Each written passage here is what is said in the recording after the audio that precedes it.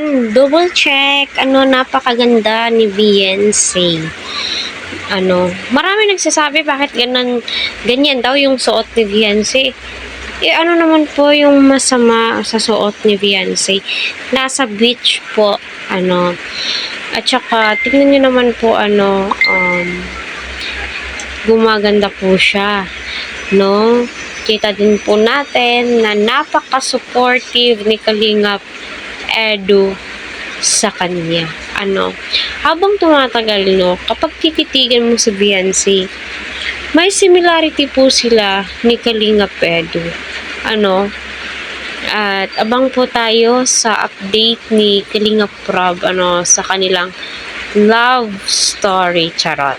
Kalingap serye EDC, kasi nga marami po talaga ang nag-aabang, naghihintay kung ano po yung update, ano po yung kaganapan sa Palawan, 'di ba? At kita naman po natin, napaka-supportive po nilang lahat, no? Masasabi mo po talagang ay, sana all.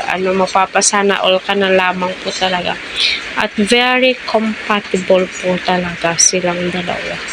Diba? Si Beyonce, yung tipong pangiti-ngiti lang, tinitignan ka, nagmamasid. Ito naman po si Eds ay panay entertain po sa kanya. Napansin niyo yung andun po sila sa Maynila. May nag-sponsor po sa kanila, pinatuloy po sila doon po sila kumain. 'Di ba? Approachable po itong si Edo, kaya nga pinibless po siya, no? Deserve po nila yan, yung mga blessings na natatanggap po nila. At yung mga taong nakapaligid po sa kanila, deserve din po nila yan. Kasi nga kita naman po natin, no, na grabe po talaga yung pagmamahal po nila sa love team na binuo ni Kalingap Rob. Especially ang EDC, John Carl at ng iba pa, diba?